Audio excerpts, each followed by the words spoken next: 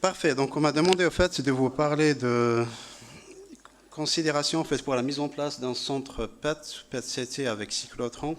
Et donc, je préfère utiliser au fait un laboratoire de production de radiotraceurs au lieu du terme cyclotron pour des raisons que je vais expliquer un peu plus tard. Donc, je commence directement par ce document très intéressant, donc, qui a été publié par l'agence, par l'AU il y a quelques années en arrière, et puis qui vous donne toutes les indications, les précautions à prendre au fait, pour la mise en place d'un centre PET équipé d'un laboratoire de production de traceurs. Donc, par parasse intellectuelle, donc j'ai tout simplement repris ce qu'il y a là-dedans.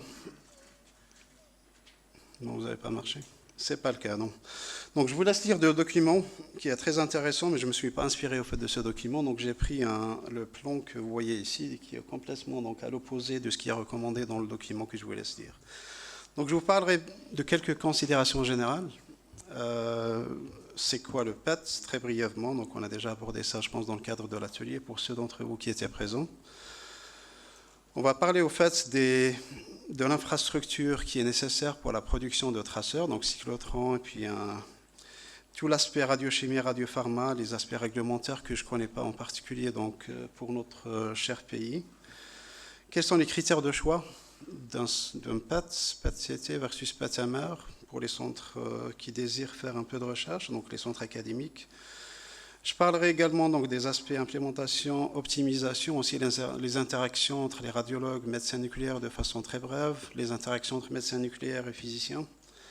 Et puis j'aborderai également donc, un aspect qui, à mon avis, est très mal connu et qui est donc très important aussi pour la mise en place d'un scanner PET. Et donc l'une des applications, en tout cas dans notre service, c'est à peu près 30% de notre activité, on utilise le PET-CT ou le PET-MR également, pour la planification des plans de traitement en radio-oncologie, en radiothérapie. Et je pense donc qu'on peut booster l'activité donc, en intégrant donc, ceci dans le cahier des charges au fait, lors de l'appel d'offres.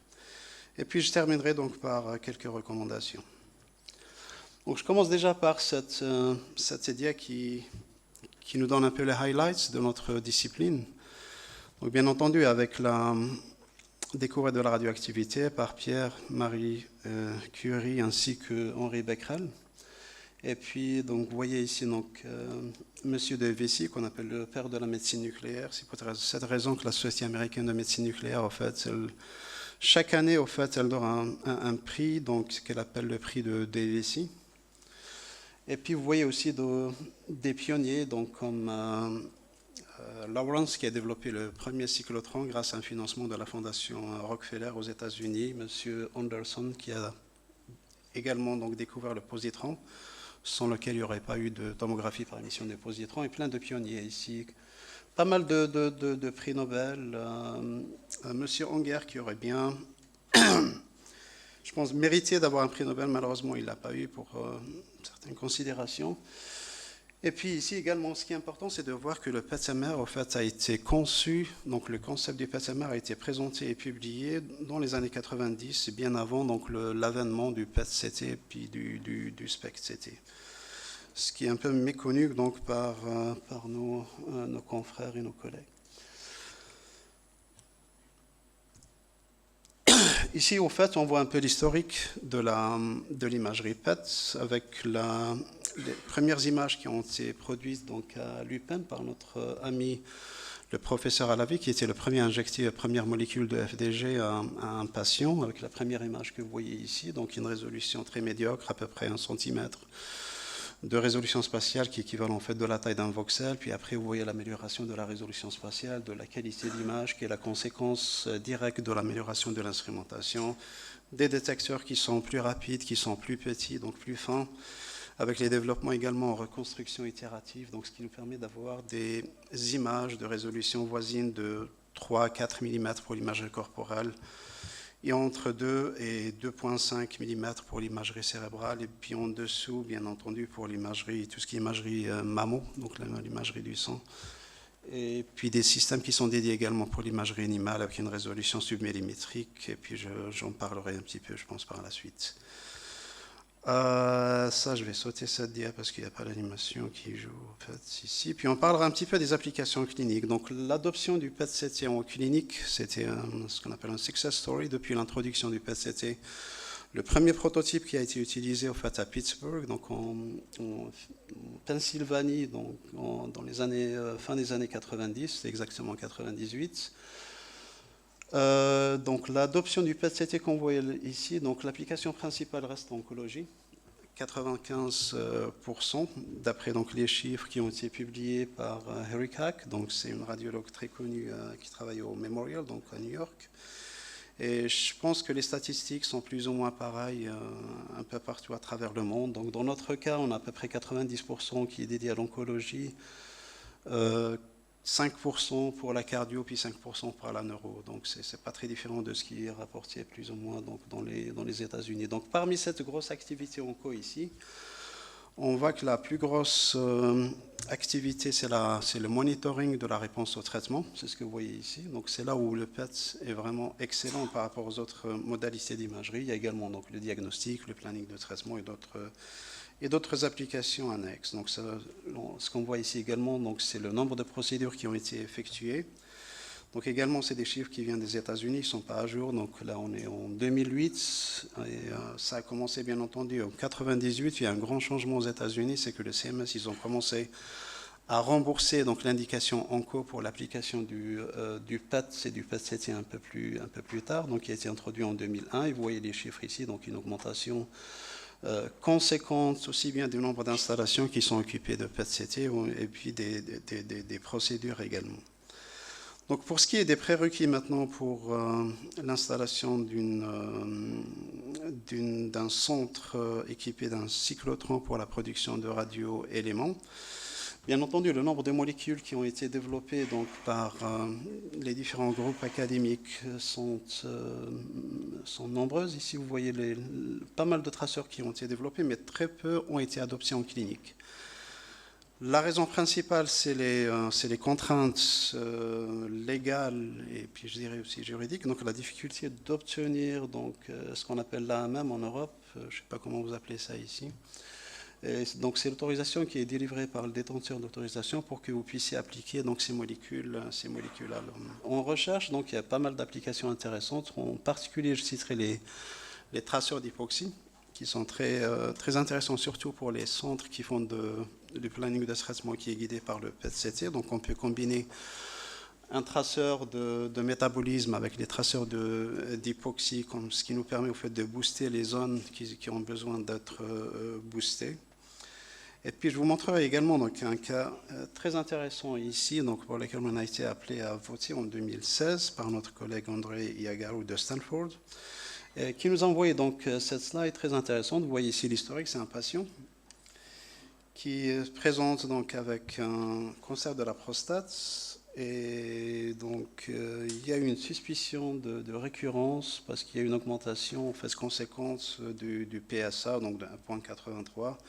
Ça n'a pas arrêté d'augmenter. Puis sur l'imagerie conventionnelle, enfin conventionnelle avec les traceurs qu'on connaît, qu'on maîtrise bien, qu'on applique tous les jours, le FDG, donc le fluor libre, donc c'est l'équivalent de la scintille osseuse, donc c'est un traceur qui se fixe essentiellement dans les os. L'acétate, qu'on a utilisé pas mal dans notre centre, le fluorocholine également, qui est très utilisé pour le cancer de la prostate. Et donc toutes ces images, comme vous les voyez, sont négatives. Et donc qu'est-ce qui justifie au fait le développement de nouveaux traceurs? C'est les cas compliqués comme celui-ci. Donc là, vous voyez avec des nouvelles molécules, donc les gallium PSMA, si vous allez dans le congrès, le ANM ou de la SANAM, je pense qu'il y a 30 à 40% des présentations qui sont dédiées à ces traceurs, donc que ce soit marqué au gallium 68, fluor 18 ou bien d'autres molécules équivalentes. Et là, vous voyez que ces deux molécules ont permis au fait de mettre en évidence qu'il y a des ganglions lymphatiques rétropéritonéaux, donc qui n'ont pas été mis en évidence par les traceurs conventionnels. Donc c'est ce qui justifie plus ou moins donc de faire de la recherche, de développer des nouveaux traceurs pour résoudre donc, ce genre de cas qui sont extrêmement difficiles. Donc pourquoi dans ma présentation, en fait, j'utilise donc la terminologie de laboratoire de production de traceurs de radiopharmaceutiques au lieu de cyclotron, parce que le cyclotron n'est que la partie visible de l'iceberg. Et puis donc la planification d'un centre requiert plus d'expertise et bien entendu donc j'aurais préféré qu'on ait ici à disposition un radiopharmacien ou un radiochimiste qui nous parle de ces aspects que je vais vous introduire très brièvement dans le cadre de cette première présentation.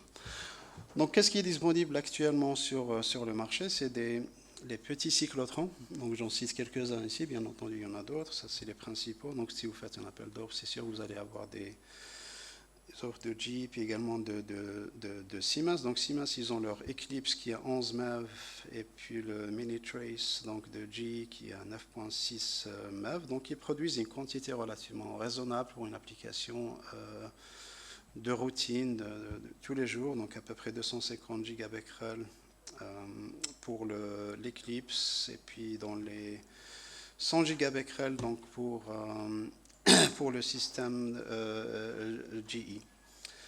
Donc il y a aussi d'autres... Merci. Donc il y a d'autres cyclotrons également d'énergie moyenne, comme ce que vous voyez ici. Donc le PET-Trace de GE, le Cyclone donc, de IBA. Nous on a le IBA 18.9 MeV. Et le tiers 24 au fait de Advanced Cyclotron Systems. Donc c'est des systèmes qui permettent de produire donc en quantité considérable si vous souhaitez également donc commercialiser pour d'autres centres qui se trouvent, je dirais, nous avant d'avoir notre cyclotron et laboratoire dédié, au fait on commandait le FDG de Freiburg en Allemagne. Donc 4 heures de trajet, donc 2 fois la demi-vie, donc on commandait pratiquement 4 fois l'activité dont on avait besoin, puis on a fonctionné comme ça pendant à peu près une dizaine d'années, donc avant d'avoir notre propre infrastructure. Donc on peut tout à fait imaginer, donc dans le contexte actuel ici en Algérie, d'avoir un cyclotron ici à Alger qui fournit un centre qui se trouve à Constantine avec 4 heures donc, de trajet, je pense que c'est tout à fait possible. En termes d'infrastructures ou bien d'instruments qui sont dédiés pour la production, donc il y a toute une panoplie d'instruments qui ont été développés récemment. Donc il y a également donc GE qui ont leur FastLab, donc le Centera de IBA, puis le système Explora de Siemens, qui sont très fiables, je dirais. Donc le choix il dépend vraiment de l'utilisation puis des critères spécifiques à chaque centre. Donc on va très rapidement ici dans cette première partie de la présentation et les cibles également. Donc il y a pas mal de cibles qui sont développées, donc aussi bien pour le fluor que pour d'autres radioéléments. Donc si vous désirez faire du cuivre 64, de l'iode 124, pardon ici il y a un typo, donc l'iode l'yttrium 86, on a eu pas mal de projets où on a utilisé l'yttrium 86. Ce n'est pas pour une utilisation en fait, de routine, mais c'est pour les centres en fait, académiques qui désirent faire un peu de recherche. Je pense que c'est intéressant de s'équiper d'une infrastructure qui permet d'utiliser ce genre de cible. Il y a aussi les métaux donc, pour le gallium 68. Et puis également, donc, il y a 2 groupes que je connais qui sont basés au Canada, donc avec le problème du shutdown de pas mal de réacteurs nucléaires au Canada. Donc il y a 2 groupes, l'équipe de Sherbrooke et également l'équipe de UBC à Vancouver qui ont utilisé leur cyclotron pour produire du technétium. Donc je ne sais pas si ça va fonctionner, mais en tout cas c'est une alternative intéressante en cas de shutdown annoncé de certains réacteurs. Donc il y a aussi en termes d'instruments de radiochimie, il y a pas mal de développements intéressants également, toujours par les mêmes compagnies. Il y a Traces aussi, qui est une compagnie très intéressante, c'est une compagnie belge, qui produit aussi des modules qui sont très fiables, très flexibles. Encore une fois, donc, je ne suis pas là pour faire de la promotion, de la pub, donc je suis quelqu'un d'indépendant, donc je parle de tout ce qui existe sur le marché. Il y a ce module aussi de Eckert-Ziegler qui est très intéressant, donc on a pas mal de collègues qui l'utilisent dans leur activité donc, clinique. Ce qui est important de citer ici, c'est les aspects, donc l'aspect réglementaire. Donc je ne sais pas si les règles du jeu ici sont claires en Algérie, c'est le cas? Pas du tout. Donc là, c'est une comparaison entre les États-Unis puis l'Union européenne. Donc la Suisse, elle est bien entendu en dehors de l'Union européenne. On a une structure qui s'appelle Swissmedic, donc qui approuve tout ce qui est tous les médicaments qui sont appliqués chez l'homme. Mais au niveau européen, donc on a l'EMA, donc l'Agence européenne des médicaments. Donc aux États-Unis, bien entendu, il y a la fameuse FDA. Et donc ça, c'est l'environnement donc pharma qui doit être défini. Il faut connaître la réglementation avant de commencer donc à investir dans un centre PET où vous allez naviguer plus ou moins à vue. Donc il y a les contraintes administratives, je pense, sont énormes. Donc en tout cas, donc la comparaison entre les deux systèmes, donc US et Union européenne, sont connus. Donc la réglementation en vigueur ici en Algérie, elle m'est personnellement connue, donc je ne peux pas me prononcer à ce sujet. Donc il y a 5 étapes essentielles pour le développement donc, de radiotraceurs ou de radiopharmaceutiques. Il faut d'abord définir le besoin. Donc quelle est la quantité d'activité, quel type de traceur vous allez utiliser pour votre activité clinique. Il faut connaître la réglementation en vigueur. En particulier, je parlerai du GMP, donc le Good Manufacturing Practice. Après, il faut commencer donc la partie implémentation, le choix de l'équipement, la construction de l'infrastructure, et puis bien entendu, donc commencer à faire tourner donc votre centre. Donc définir les besoins, c'est de qu'est-ce que vous allez produire, essentiellement des fluor 18 ou bien aussi des traceurs qui utilisent le carbone 11 ou bien l'azote. On utilise pendant une activité cardio qui est conséquente parce qu'on a complètement abandonné en fait la scintigraphie conventionnelle pour tout ce qui est imagerie cardiovasculaire. Donc on a migré toute notre activité sur l'ammonia. Donc ça date de quelques mois en arrière et donc dans notre cas, donc, la production d'ammonia était donc, un critère important dans le choix. Donc, la plupart des centres cliniques que je connais donc, qui utilisent le FDG, tout simplement, et tout bêtement. Il y en a qui utilisent également donc, le fluor libre pour les scintilles osseuses. Donc, définir le besoin, donc, je pense, c'est un critère essentiel avant de commencer à établir son cahier des charges et puis à trier un petit peu le matériel. Le choix du cyclotron, il est dicté aussi par plus ou moins la quantité d'activité, puis les radioéléments qu'on désire produire, et également donc, les cibles qui vont suivre. Donc les unités de radiochimie également. Donc je pense une fois qu'on a défini les besoins, donc le choix il est plus ou moins trivial. Ce qui est important, c'est d'avoir aussi une vision à long terme, donc ne pas regarder tout simplement devant ses pieds, mais de se projeter 10, 15 ans, peut-être 20 ans en arrière. Donc l'investissement, il est quand même considérable. Et il ne faut pas donc se contenter d'avoir une activité de 10, 15 patients par jour, donc au début de produire du FDG, puis d'avoir aussi une infrastructure qui est limitée à ne faire que ça. Donc le deuxième, c'est d'être conforme à la réglementation en vigueur. Et donc le GMP. Donc en Suisse, au fait, la plupart des centres, il y a 10 ans en arrière, n'étaient pas compliant avec les exigences de GMP. Puis on a reçu au fait une directive de l'Office fédéral de la santé publique qui nous a demandé donc d'être GMP compliant et puis ils nous ont donné 4 ans. Donc je ne sais pas quelle est la situation actuelle. Ça vous dit quelque chose, GMP? Oui, c'est une exigence? Pas encore, mais ça va venir. C'est une exigence? En tout cas, locale. D'accord. Donc, je pense que c'est une exigence. Et puis, donc, si vous prévoyez donc une installation, il faut se conformer à ceci. Donc, les directives sont relativement claires. Il y a beaucoup de paperasse, donc beaucoup d'administratifs à faire.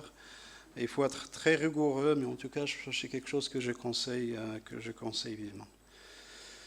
Donc la partie implémentation, donc la sélection, donc elle est guidée plus ou moins par les critères que je viens d'énoncer. Donc il faut avoir aussi un layout qui tient la route. Il faut se projeter donc dans l'avenir, comme je l'ai indiqué. Donc les applications du PET donc n'arrêtent pas de changer.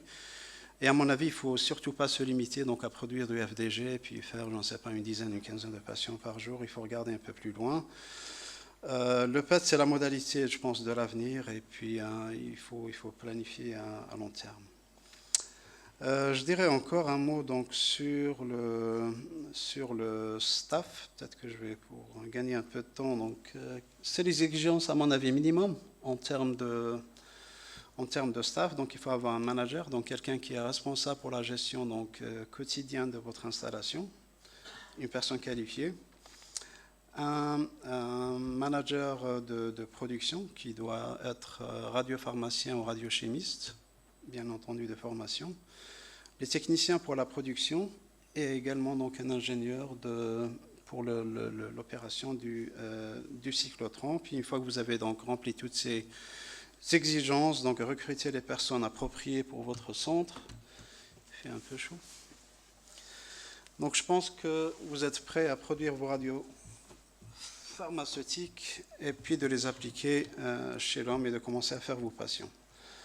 Donc je passe à la deuxième partie. Maintenant, le choix du scanner, du PET ou du PET-CT. Donc ce qui existe actuellement sur le marché, c'est essentiellement donc, des systèmes PET-CT parce que les PET seuls ne sont plus commercialisés, comme je l'ai indiqué dans la dia qui va suivre. Et donc c'est des systèmes qui ont un champ de vue axial variable entre 16 et 25 cm, ce qui permet au fait de faire une acquisition corporelle en 15-20 minutes, donc avec 2 minutes ou 3 minutes par position de lit. Donc la plupart des systèmes qui sont disponibles dans le commerce sont conçus avec cette géométrie. Maintenant, il y a des centres également qui sont dédiés pour faire de l'imagerie, par exemple, cérébrale, pour faire de l'imagerie du sang, donc la mammographie, la mammopets. Il y a pas mal de centres, surtout dans les pays du Golfe, au fait, c'est une pathologie qui est très... qui est prédominante, donc qui sont équipés de systèmes PET qui font de l'imagerie, donc mammaire essentiellement. Les centres qui font de la recherche, il y a également donc des centres, des scanners PET ou des scanners PET-CT pour l'imagerie animale. Et puis une nouvelle tendance, donc il y a essentiellement donc un groupe qui collabore avec une compagnie qui est basée à Shanghai, qui s'appelle United Imaging, qui produit également le Total Body PET. Donc c'est un PET qui fait à peu près donc 2 mètres de long, qui lui permet au fait de faire une acquisition en moins de 30 secondes avec une réduction conséquente également de l'activité qui est administrée aux patients. Donc comme je l'ai déjà indiqué, donc, avant la commercialisation du PET-CT qui a commencé en 2001, donc le premier prototype a été installé en 1998 avec à peu près 300 patients scannés donc, durant cette année. Donc le premier PET-CT a été installé à l'UCLA, donc à Los Angeles, et puis après donc les compagnies ont vu l'intérêt, donc ils ont décidé de stopper la production des PET en 2006. Et donc maintenant, si vous souhaitez vous équiper d'un PET, donc il faut prendre un PET-MR ou bien un PET-CT, donc il n'y a pas le choix d'avoir un PET seul. On a un peu de chance, là, donc cette animation elle fonctionne. Donc juste pour rappeler le principe du PET-CT, ça c'est le physicien donc Dave Townsend qui travaille à Genève en 93 et puis qui a quitté donc Genève pour aller à Pittsburgh pour développer justement le concept du PET-CT parce qu'il n'a pas réussi à financer tout son projet en Suisse. Et donc c'est un oncologue au fait simplement qui est rentré dans la salle, il a vu que notre système PET a un eau partiel, donc vous voyez qu'il y a des détecteurs de ce côté et de ce côté-là, puis il y a du vide ici, donc il a dit mais pourquoi vous rajoutez pas un tube à rayon X ici, un détecteur pour le CT ici pour avoir un PET-CT combiné. Puis c'est le concept qui a été choisi, sauf que le système qui a été conçu donc fonctionnait donc avec une acquisition séquentielle au lieu d'une acquisition simultanée. Et donc l'acquisition elle se fait en 2 temps, d'abord commençant par le CT, puis après on pousse le patient vers les détecteurs du PET. Bien entendu le FDG est déjà injecté avec un temps d'attente de 60 minutes pour l'imagerie oncologique, et puis après on fusionne les 2 sets d'images pour les présenter aux radiologues ou bien aux médecins nucléaires pour l'interprétation. Donc juste pour vous montrer que le nombre de compagnies qui commercialisent donc des PET-CT, donc on n'arrête pas d'augmenter, pardonnez-moi l'expression, ça pousse comme des champignons, surtout dans les pays, surtout en Asie, donc en Chine, en Thaïlande. Il y a pas mal de boîtes au fait qui proposent ce genre de système pour le marché asiatique. Bon, en Europe, c'est les 3 constructeurs principaux qu'on connaît, GE, Philips et Siemens. Et il y a aussi une petite compagnie en Hongrie qui s'appelle Mediso qui commercialise également des PET-CT. Il y a un concept qui est très intéressant en fait, qui date des années 80, qu'on appelle le time of flight, et qui permet d'améliorer d'une façon conséquente la résolution puis la qualité des images PET. Et je pense que c'est une considération importante à mettre dans son cahier des charges. d'avoir donc un PET-CT qui est sans cette capacité. Donc, de point de vue physique, au fait, le but c'est d'exploiter, au fait, vous connaissez, je pense, le principe du PET, mais le but c'est d'exploiter, au fait, la différence temporelle entre les deux photons d'annihilation quand ils sont détectés par les cristaux. Et donc, vous avez une relation mathématique directe entre l'incertitude sur la position, la célérité de la lumière dans le vide, et puis la résolution de votre scanner PET. Et donc, on s'intéresse à voir, je pense, dans un avenir proche, des systèmes qui ont donc une résolution temporelle inférieure à 20 picosecondes. Et donc, pourquoi 20 picosecondes? Tout simplement parce qu'on pense qu'on n'aura jamais, au fait, un système PET pour l'imagerie dédié pour l'imagerie corporelle qui a une résolution spatiale inférieure à 2 mm. Et donc, si on regarde un petit peu les scanners qui sont développés, qui sont commercialement disponibles. Donc la plupart, il y a 3-4 ans en arrière, ils étaient dans la gamme 550 et 600 picosecondes. Plus récemment, donc, il y a Philips qui ont commencé donc, à commercialiser leur premier système digital qu'ils appellent le VROS, qui a une résolution de 350 picosecondes, et Siemens, ils sont donc venus avec leur système Vision qu'on a installé il y a quelques mois en arrière dans notre service qui a une résolution temporelle de 214 picosecondes, et on a mesuré au fait physiquement sur notre système 212 picosecondes exactement. Et donc je pense qu'il y a pas mal de physiciens du CERN donc, qui travaillent sur des systèmes qui ont une résolution temporelle inférieure à 100 picosecondes. Je pense que c'est une limite qui sera atteinte dans les 5 ou les 10 années à venir, et puis dans un avenir proche, on espère avoir des systèmes, comme je l'ai indiqué, avec une résolution temporelle inférieure à 20 picosecondes, ce qui va nous permettre, au fait, de ne plus faire de reconstruction, tout simplement d'attribuer donc chaque ligne de réponse au segment, au point d'émission, et puis on sera de toute façon dans une fourchette de résolution de 2 mm, qu'on n'arrivera de toute façon jamais on n'arrivera pas à aller en dessous. Donc je vous montrerai un peu quels sont les avantages de point de vue clinique de la reconstruction avec l'information time of flight. Donc vous voyez ici donc un cas clinique, donc un patient qui a été scanné dans notre service et qu'on a reconstruit avec et sans l'information time of flight. Et vous voyez ici malheureusement pour le patient, il y a une lésion ici qui se trouve au niveau de l'abdomen qui n'est pas visible sur la reconstruction non time of flight, pour la simple raison qu'il y a un mismatch entre le CT et le PET qui génère pas mal au fait d'artefacts, comme vous pouvez le voir ici. Ce qui est très gênant en fait, surtout pour la détectabilité de lésions qui se trouvent exactement dans cette zone. Et donc la reconstruction avec l'information time of flight permet de détecter cette lésion, parce que la reconstruction TOF, en fait, elle est moins sensible aux artefacts ou bien aux imprécisions qui sont liées aux techniques de correction qu'on est obligé d'appliquer. Donc ça, c'est un deuxième cas également. On s'est intéressé à voir quel est l'impact sur la quantification. Et donc on a fait une simulation. Ça, c'est des données cliniques. Donc c'est un patient qui a fait un PET en son CT. On a simulé au fait la carte d'atténuation qui est générée par un PET-MR. Donc il y a pas mal d'approximations qui sont associées à cette étape.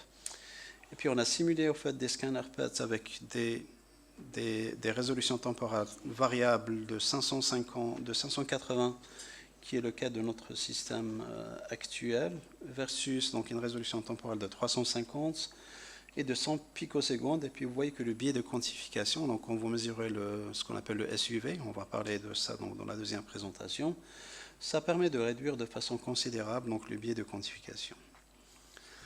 Donc ça c'est juste pour vous montrer un peu les systèmes PET-CT qui ont justement le time of flight. Donc vous avez les systèmes Philips, le système Siemens, le MCT, puis le Vision. Il y a le GE, donc avec le Discovery 690, et puis le MI, il y a Toshiba également. Donc il y a pas mal de constructeurs en fait, qui proposent ce genre de scanner. Pour le PET-MR, donc très brièvement, je pense que personne ne s'intéresse à ça ici en Algérie, mais en tout cas, donc il y a pas mal de systèmes qui sont installés, je pense, de par le monde, à peu près 80 unités. Et donc il y a 3 façons de concevoir donc, ce genre d'instrument. Donc le premier concept qui a été adopté par Philips, c'est d'avoir en fait deux systèmes complètement séparés, avec une distance de 3 mètres entre le PET et puis l'IRM. Le deuxième, c'est d'avoir donc un insert, donc d'avoir un système qui est MR compatible, donc utilisant soit des APD, donc des photodiodes avalanche ou bien des silicon PM qui sont MR compatibles et puis les insérer directement dans un PET ou dans une IRM existante, pardon. Ou bien le système intégré, au fait, un système qui intègre plus ou moins les deux modalités. Donc voilà, l'animation elle fonctionne, on est content. Donc ça, c'est les quatre systèmes qui sont disponibles actuellement. Donc dans notre service, on a le Philips. Donc c'est un système qui est séquentiel, qui permet l'acquisition de l'IRM sur une IRM 3 Tesla. Et puis avec un socle qui fait une rotation de 180 degrés pour faire passer le patient vers le PET Time of Flight qui se trouve de l'autre côté. Ça, c'est le système MMR de Siemens qui permet une acquisition simultanée. Donc, il utilise le concept des APD. Ça, c'est le GE, donc le Signa, qui utilise des Silicon PMs et puis qui permet également une acquisition simultanée.